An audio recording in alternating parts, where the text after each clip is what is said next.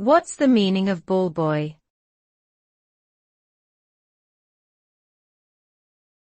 Ballboy.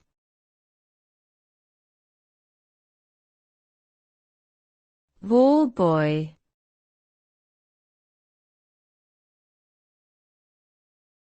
Ballboy.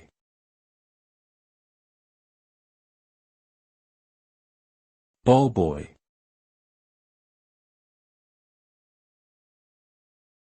The term ballboy refers to a young person who is responsible for retrieving stray balls during a sporting event, typically tennis or soccer.